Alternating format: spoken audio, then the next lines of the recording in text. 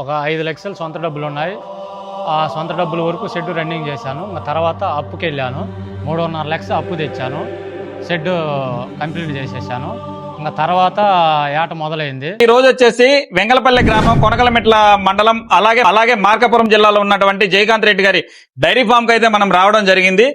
ఈయన గత 3 సంవత్సరాల నుంచి ఈ ఫామ్ అయితే ఎన్నో ఇబ్బందులు పడు అలాగే కొంతవరకు సక్సెస్ సాధించానని మనతో చెప్పడం జరిగింది. ఈ ఫామ్ లో ఎలాంటి మెలకువలు పాటించారు, ఎలా ఈ డైరీ ఫామ్ ని సస్టైన్ చేసుకుంటా వచ్చారు, అసలు గడ్డిలో ఎలాంటి జాగ్రత్తలు తీసుకున్నారు, దానాలు ఎలాంటివి వాడుతున్నారు, అసలు సొంత డబ్బులతో పెట్టారా లేకుంటే అప్పులతో స్టార్ట్ చేశారా, తల్లిదండ్రుల సపోర్ట్ ఎలా ఉంది, ఇది పెట్టినప్పుడు ఎలా ఉంది, ప్రస్తుత పరిస్థితి ఎలా ఉంది, అతను పూర్వం డైరీ ఫార్మింగ్ లో కాకుండా పూర్వం ట్రాక్టర్ ఫీల్డ్ లో ఉన్నారు, ఆ ఫీల్డ్ ను వదిలిపెట్టి ఈ ఫీల్డ్ కి ఎందుకు వచ్చారు అనే విషయాలు కూలంకుషంగా తెలుసుకునే ప్రయత్నం చేద్దాం. ఈ వీడియో చాలా ఇన్ఫర్మేటివ్ గా ఉంటుంది. మీరు ఎవరైనా డైరీ పెట్టాలనుకున్న వాళ్ళకి చాలా స్ఫూర్తిగా కూడా ఉంటుంది. నమస్తే జయకాంత్ రెడ్డి గారు. నమస్తే. జయకాంత్ రెడ్డి గారు, మీరు 3 సంవత్సరాల క్రితం ఈ ఫామ్ అయితే స్టార్ట్ చేయడం జరిగింది. మొదటగా మీరు ఎన్ని ఆవులతో డైరీ స్టార్ట్ చేశారు? మొదటగా మేము 6 ఆవులు తెచ్చుకున్నాము. ఇంకా తర్వాత ఒక నెలకి మిగతా 9 ఆవులు తెచ్చి మొత్తం 15 ఆవుల నుంచి రన్నింగ్ చేసుకుంటా వచ్చాము. 3 సంవత్సరాల నుంచి కొంచెం కష్టాలు ఉన్నాయి. ఇటల్లో మా కష్టాలు ఉన్నాయి, కొంచెం ఇబ్బందులు పడ్డాము, చాలా ఇబ్బందులు పడ్డాము. ఆల్రెడీ మీకు గేదెల్లో మంచి అనుభవం ఉంది, మరి ఈ ఆవులు తెచ్చినప్పుడు పడిన ఇబ్బందులు ఏంటి? గేదెల నుంచి ఎందుకు వచ్చామంటే గేదెలు 6-7 నెలలు పాలిస్తాయి. ఇంకా తర్వాత వచ్చేసి ఇంకా ఆగిపోతాయి. 7-8 నెలలు ఎక్స్ట్రా మేపాలి. ఈ ఆవుల విషయంలో మీరు పడిన ఇబ్బంది ఏంటి? ఆవుల విషయంలో వచ్చేసి మెయిన్ పాయింట్ పొదువాపులు, జ్వరాలు మెయిన్. ప్లస్ బర్రెలకు వచ్చేసి ఇలాంటివి ఏం లేవు, ఇలాంటివి ఎప్పుడు చూడలేదు బర్రెల విషయంలో. ఈ ఆవులు ఏంటంటే జ్వరాలు ఫుల్గా వచ్చినప్పుడు స్టార్టింగ్ ఆవులు తెచ్చినప్పుడు ఇబ్బందులు పడ్డాము. పొదుగాపులు ఫుల్గా తన్నడము, ఏం దానికి ఇబ్బంది పట్టడము. ఈ ఫామ్లోకి వచ్చినప్పుడు ఎలాంటి విషయాల్ని ఈ ఆవుల విషయాల్లో గమనిస్తూ ఉంటారు? నేను డైరీ ఫామ్లోకి వచ్చినాక మెయిన్ ఫస్ట్ ఆవులు మొత్తం చూడాలి. చూశాక ఏ ఆవు తింటుందో తినలేదా, ఏ ఆవు హెల్దీగా ఉందా లేదా, నెమిరేస్తుందా లేదా, ప్లస్ వచ్చే పొదువాపులు అన్నీ మనం గమనించుకోవాలి. మెయిన్ వర్కర్స్ నిద్రపోయినప్పుడు మనం మేలుకోవాలి, మనం మేలుకున్నప్పుడు వర్కర్స్ నిద్రపోవాలి. మెయిన్ పాయింట్ అది. వర్కర్స్ మంచోళ్ళు సెట్ కావాలి. డైరీ సక్సెస్ కావాలంటే వర్కర్స్ మెయిన్. బేఆర్ వాళ్ళు మనం మంచిగా చూసుకుంటే వాళ్ళు మనల్ని మంచిగా చూసుకుంటారు, మనం సెటప్ చూసుకుంటే డైరీ లాస్. 3 ఏళ్లలో మీ డైరీ ఫామ్లో ఈ దూడలు అయితే చాలా ఎక్కువ ఉన్నాయండి. ఈ దూడలకు రోజు మొత్తం మీద ఎంతవరకు పాలు వదులుతున్నారు, ఎలాంటి జాగ్రత్తలు తీసుకుంటున్నారు? ఇది వచ్చేసి ఉదయం పూట 1 లీటర్ ఉంచుతాము, సాయంత్రం పూట 1 లీటర్ ఉంచుతాము. మెయింటెనెన్స్ బాగా చూసుకుంటాము. వాటికి గాళ్ళు గట్టేసినప్పుడు కొంచెం ఉప్పు, బెల్లము వేసుకుంటా ఉంటే మెయింటెనెన్స్ బాగుంటాయి. దూళ్ళు కూడా పాలు గడిచినప్పుడు ఒక కయ మాదిరిగా ఉంటే ఇడిచేస్తే తిరిగి వస్తాయి. తిరిగి వచ్చినాక ఒక అరగంట గంట బయటకు వదిలితే కొంచెం ఫ్రీ అయింది. ఆ దూళ్ళు కూడా కొంచెం హెల్దీగా ఉంటాయి. ఆ తర్వాత గాడికి వచ్చినమ్మటే కట్టేసుకోవాలి. కొంచెం నీళ్ళు తక్కువ పోసుకొని కొంచెము బలపాలు కుట్టి కొంచెము దాంట్లో ఉప్పు, మిల్లర్ మిక్చర్ కూడా వాడుకోవాలి. మిల్లర్ మిక్చర్ లోపం ఉంటే తాళ్ళు కొరుకుతాయి, అది ఒకటి చూసుకోవాలి. తర్వాత దూల లైసెన్స్ వచ్చేసి వర్కర్స్ మీద మనం పెట్టకూడదు, అంత ఎంతో మనం చేసుకోవాలి దూల వరకు. అది మరి మీ డైరీ ఫామ్లో ఈ 3 ఏళ్లలో ఎన్ని దూడలు కట్టించడం జరిగింది? ఈ 3 ఏళ్లలో వచ్చేసి ఒక 5-6 కట్టించారు. 5-6 కట్టించాము. మిగతా దూళ్ళు ఉన్నాయి. జయకాంత్ గారు, చూస్తేమో దాదాపు 35 నుంచి 40 శాల్తీలు ఉన్నాయి. ఇక్కడ ఒక ట్రావిస్ లేదు, కౌ లిఫ్టర్ లేరు. దూరంగా చూస్తే ఆవును కట్టేస్తున్నారు. ఆవును ఎందుకు కట్టేశారు? ఇవన్నీ ఎందుకు లేవు మీ దగ్గర? ట్రావెల్స్ అంటే బోన్ ఎందుకు లేదంటే ప్రజెంట్ అయితే అవి కొత్త షెడ్లు వేసుకునే వాళ్ళు తెచ్చుకుంటే మంచిది. ప్రజెంట్ అంటే మేము కూడా ఆర్డర్ చెప్పాము, వస్తుంది. ఆవులు సెమిన్ వేయించుకుంటున్నాయి. ప్రజెంట్ తనను బోనని ఏం లేదు. కౌ లిఫ్టర్ ఎందుకంటే అది ప్రజెంట్ మిల్క్ ఫేవర్ అలాంటివి ఏం లేవు. అవి కూడా తెచ్చుకుంటే బాగుంటుంది, కొత్త షెడ్ల వాళ్ళకి ఇబ్బంది లేకుండా ఉంటుంది. ఆవునన్నవా నిన్న ఒక చోట మీడియేటర్ కాడికి పోయి తీసుకున్నాము. అది అక్కడనే జరిగింది అనుకుంటున్నా. నాకు ఇక్కడికి వచ్చాక తెలిసింది, తెల్లారుజామున రక్తం తీగ ఉంటే అది కొంచెం ఈ వర్కర్ ఉండి అది లోపల దూడ చనిపోయినది అన్నాడు. ఇంకా తర్వాత డాక్టర్కి సంప్రదించాము. తర్వాత వస్తే ఇది నిన్ననే దూడ చనిపోయినది, లోపల ప్లెయిన్గా ఉన్నది, అంటే ఆరిపోయింది. ఇంకా తర్వాత వచ్చేసి నిన్న 10 ఆ టైంలో డాక్టర్ వచ్చి దోన్ని బయటికి తీశారు. నిన్ననే చనిపోయినది అన్నాడు. కొంచెం ఇబ్బంది పడ్డాను, దానివల్ల కొంచెం లాస్ అయినది. అది కూడా యానిమల్ సెలక్షన్ తెలిసిన వాళ్ళు తీసుకెళ్ళండి. రైతు పరంగా ఎవరినైనా కూడా యానిమల్ సెలక్షన్ ముందు చూడండి. తెలిసిన మనిషినే తీసుకెళ్ళండి, తెలియకుండా ఆవులు సెలక్షన్ చేయగాకండి, ఇబ్బంది పడతారు.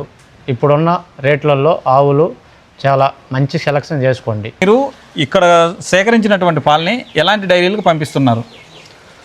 మేము హెరిటేజ్ డైరీ పంపిస్తాము, విజయ్ డైరీ పంపిస్తాము. హెరిటేజ్ డైరీలో బెనిఫిట్స్ ఏంటంటే మనకి డాక్టర్లు ఉంటారు, బలపాలు అందుబాటులో ఉంటాయి హెరిటేజ్. ఆ తర్వాత వచ్చేసి ఇన్సూరెన్స్ చేస్తారు ఆవులకి, మనకు కూడా చేస్తారు ఇన్సూరెన్సు. తర్వాత వచ్చేసి కొంచెం లీటర్ ధర రేటు బాగా పడుతుంది హెరిటేజ్ డైరీ వరకు. విజయ్ డైరీ కూడా మనకి బెనిఫిట్సే, అది రేటు మనకు పాసిబుల్ ఉంది. ఎస్ఎన్ ఫ్లాట్ని బట్టి బాగా డబ్బులు పడతాయి దాంట్లో. ఫీడ్ పరంగా, కాలుష్యం పరంగా, మిల్లర్ మిక్చర్ పరంగా మేము మొత్తము సౌకర్యం మనకి షెడ్లోకి వచ్చేస్తాయి అన్నీ.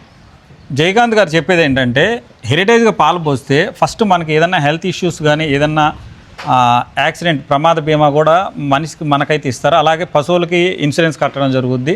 దాంతోపాటు ఫీడ్ సప్లిమెంట్స్ ఎనిమల్కి సంబంధించినవి ప్రతిదీ ఇస్తారు.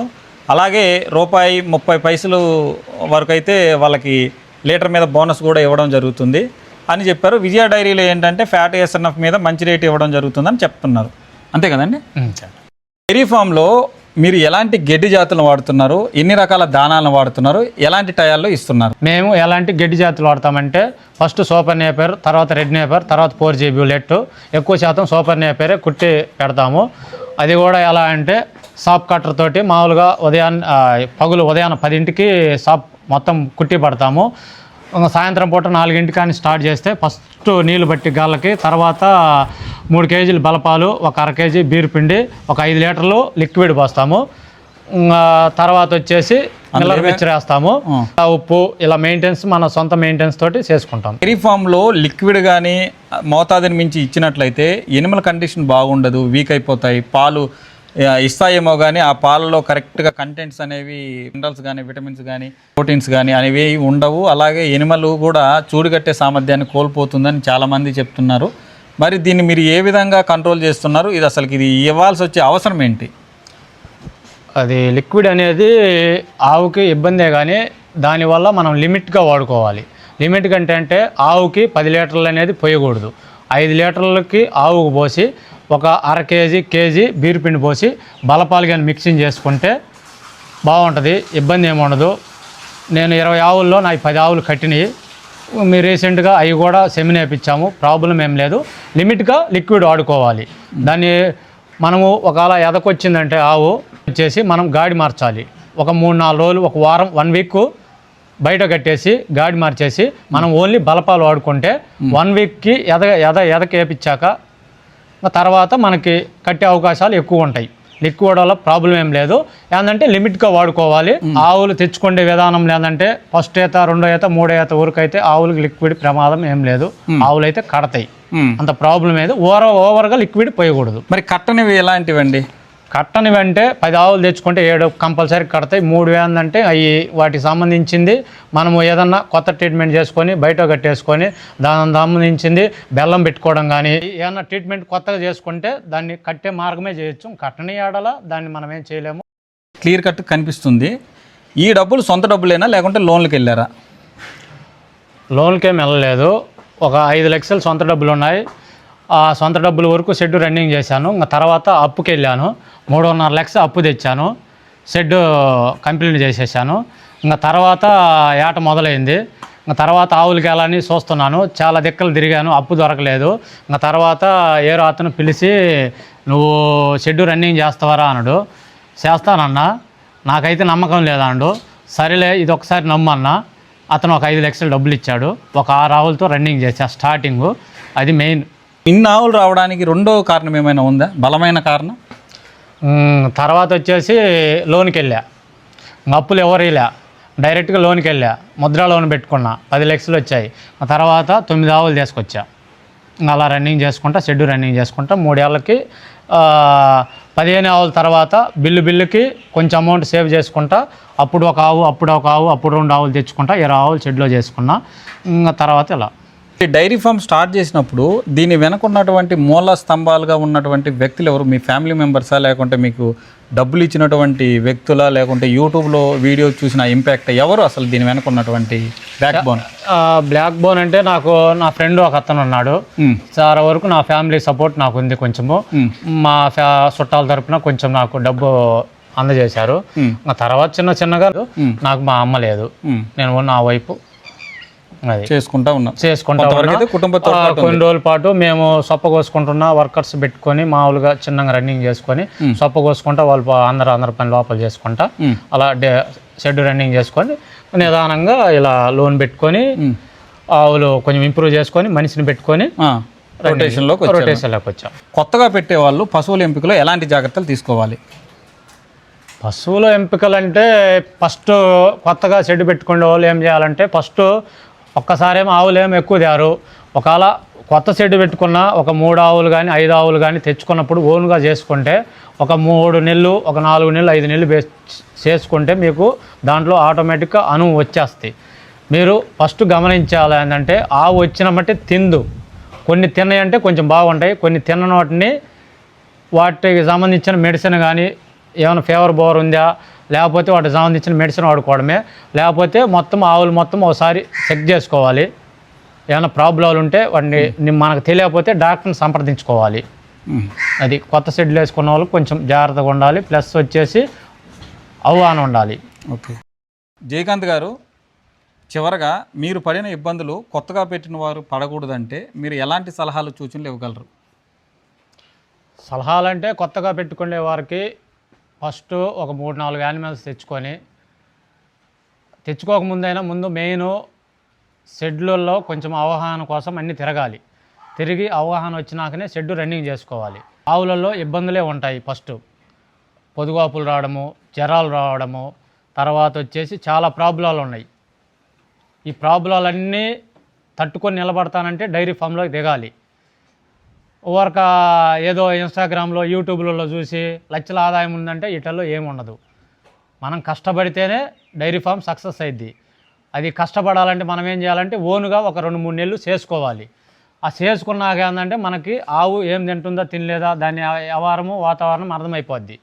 అప్పుడు అనేది మనం ఆటోమేటిక్ అవగాహన అవుతుంది.